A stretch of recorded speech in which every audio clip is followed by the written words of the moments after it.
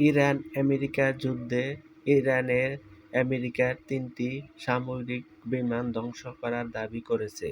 ইরানের সামরিক বাহিনী দাবি করেছে, যুক্তরাষ্ট্রের ৩টি সামরিক বিমান ধ্বংস করা হয়েছে। ইরানের পক্ষ থেকে বলা হয়েছে, এসব বিমান একটি সামরিক অভিযানের অংশ হিসেবে লক্ষ্যবস্তু হয়েছিল।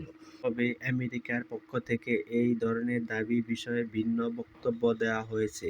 কিছু ঘটনার ক্ষেত্রে মার্কিন সামরিক বাহিনী কর্তৃপক্ষ ইরানের দাবিকে অস্বীকার করে জানিয়েছে যে তাদের বিমান বহরের হিসাব সম্পন্ন রয়েছে। বিশেষজ্ঞদের মতে, ইরান ও আমেরিকার মধ্যকার সামরিক সংঘাতে উভয় পক্ষের তথ্য ও প্রচারণার মধ্যে পার্থক্য দেখা যাচ্ছে।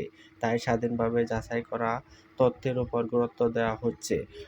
আন্তর্জাতিক মহল এই উত্তেজনাকে কমিয়ে কূটনৈতিক সমাধান জানিয়েছে। ২.